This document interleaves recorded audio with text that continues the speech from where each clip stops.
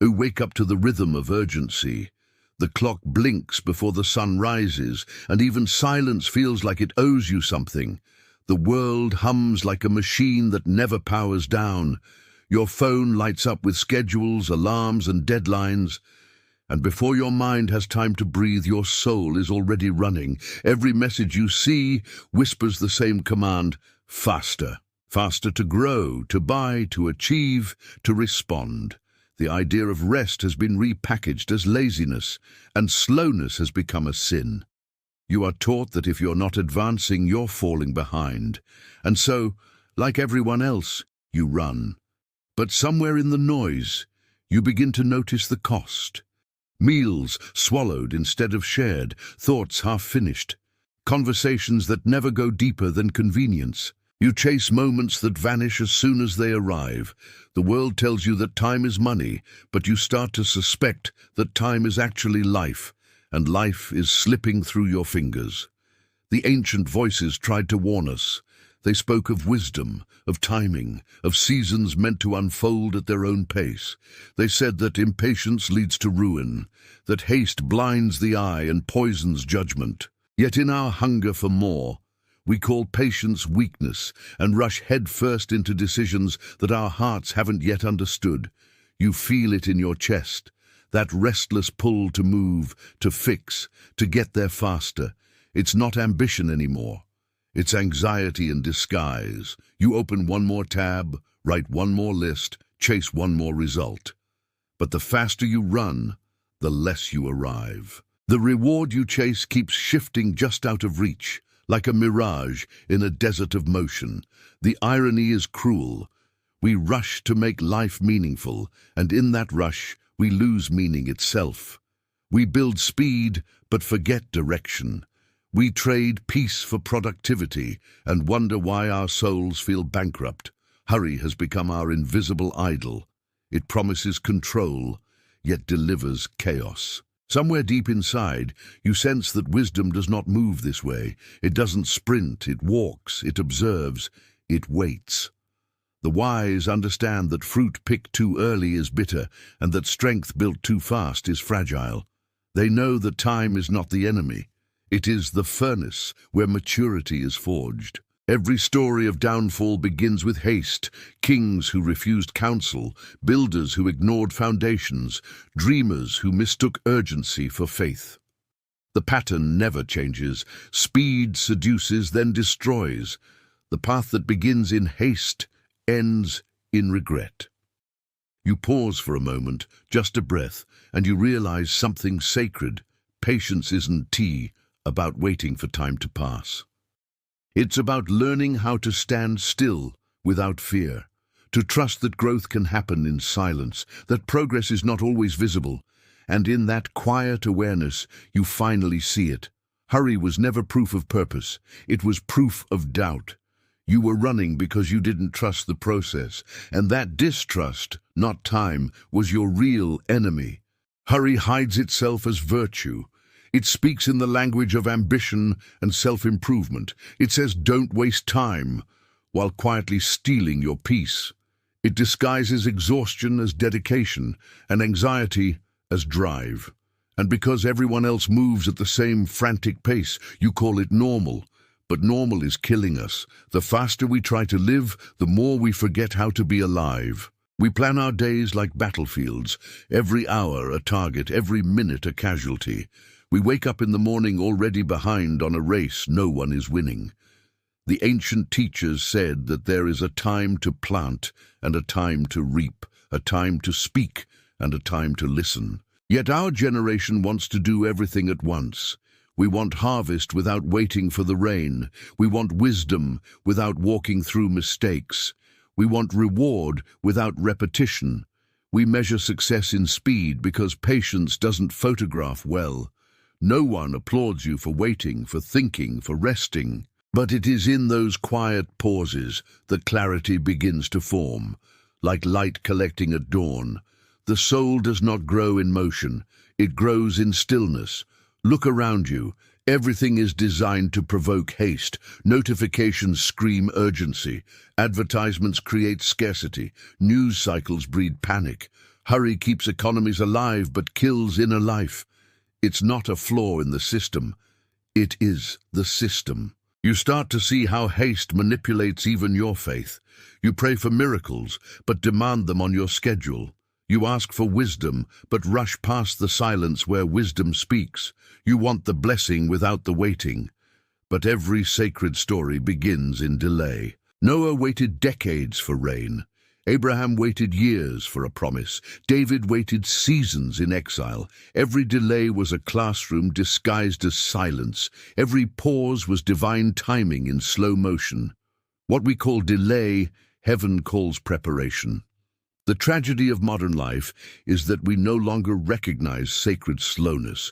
We see only inconvenience where God hides transformation. Our impatience aborts lessons that were meant to mature us. We mistake the cocoon for a prison, not realizing that wings require confinement before flight.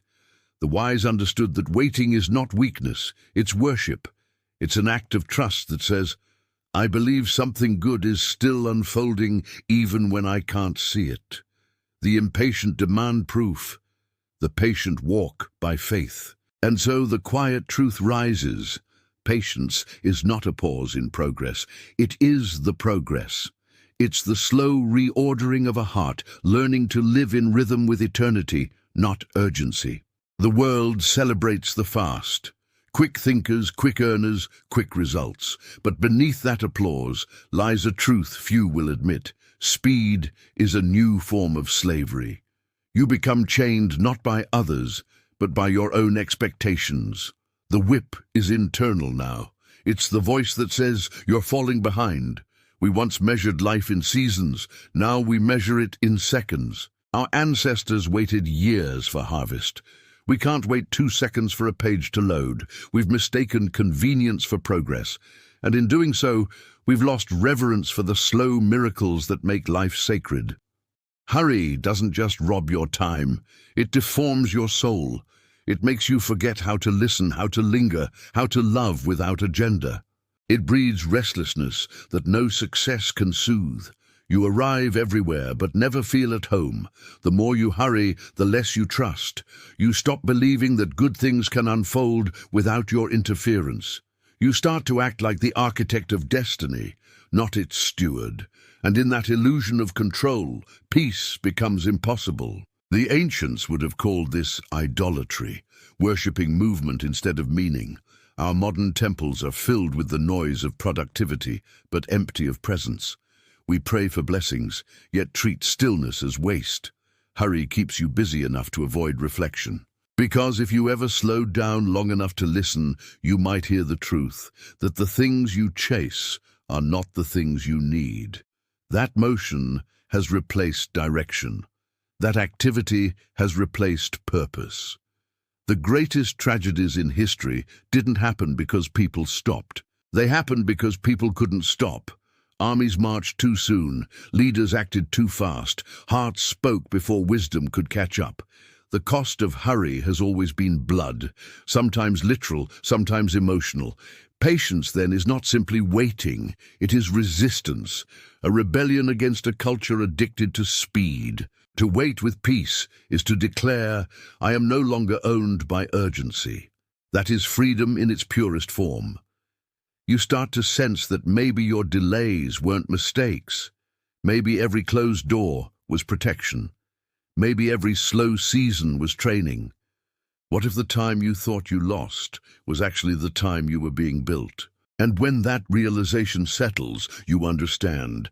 God's timing isn't slow, it's perfect. It's your impatience that made it feel delayed. You begin to breathe differently now. The world still rushes, but you no longer join the stampede. You move with intent, not impulse. You speak slower, listen longer, and act when peace leads, not panic. In this slower rhythm, you rediscover gratitude, the taste of unhurried meals, the beauty of unfinished days, the quiet joy of doing one thing well instead of 10 things fast. The world hasn't changed, you have. You start to notice how patience changes everything it touches. It turns anger into understanding, fear into trust, waiting into worship. It becomes the hidden root from which every other virtue grows. The impatient pray for outcomes, the patient pray for wisdom. One demands miracles, the other becomes one. You realize that patience doesn't just protect your time, it purifies your motives. The wise have always known this. Time is not an obstacle to overcome, but a companion to walk with. To be patient is to travel in step with God.